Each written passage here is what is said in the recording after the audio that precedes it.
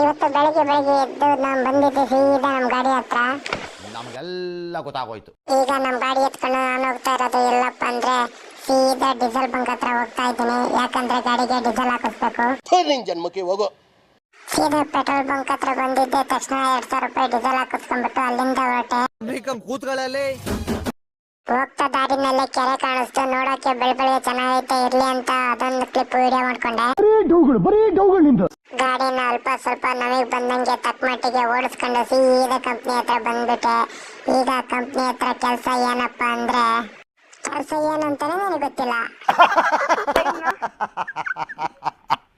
ಗೇಟಿಂದ ಸೀದಾ ಗಾಡಿ ಎತ್ಕೊಂಡವನೆ ಕಂಪ್ನಿ ಒಳಗೆ ಹೋದ. ಗೇಟಲ್ಲಿ ಎಂಟ್ರಿ ಮಾಡಿಸಿ ಕಂಪ್ನಿ ಒಳಗೆ ಹೋಗಿ ನೋಡಿದ್ರೆ ನಮ್ಮೂರಲ್ಲಿ ತೋಟಗಳಲ್ಲಿ ಬರೀ ಗರ್ಕೆ ಹುಲ್ಲು ಕರ್ಕೆ ಹುಲ್ನೆಲ್ಲ ಪಾರ್ಕ್ ಮಾಡ್ಬಿಟ್ಟವ್ರೆ. ಬೋಳಿ ಮಗ ಹೇಳಿದ್ರಿ ಏನ್ರಿ ಅದು ಮಾತಾಡೋದು? ಏನ್ ಮಾತಾಡ್ತಾರ್ರಿ? ಯಾವನ್ರಿ ಅವನು? ಒಳಗಡೆ ಬಂದು ಟ್ರ್ಯಾಕ್ಟರ್ನ ಸೈಡ್ ಹಾಕಿ ನಿಲ್ಸಿದ ತಕ್ಷಣ ನಮ್ JCB ಆಪರೇಟರ್ ಬಂದ್ಬಿಟ್ಟು ಬಕೆಟ್ ಚೇಂಜ್ ಮಾಡೋಣ ಬಾ ಅಂದ್ರು. ಬಕೆಟ್ ಚೇಂಜ್ ಮಾಡಿದ್ವಿ ಅಷ್ಟೇ.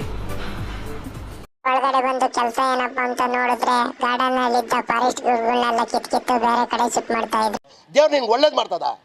ಆ ಶಿಫ್ಟ್ ಮಾಡ್ಬೇಕಾಗಿರೋ ಗಿಡಗಳನ್ನೆಲ್ಲ ಕಿತ್ತು ನನ್ನ ಗಾಡಿಯಲ್ಲಿ ತುಂಬ್ತಾ ಇದ್ರು.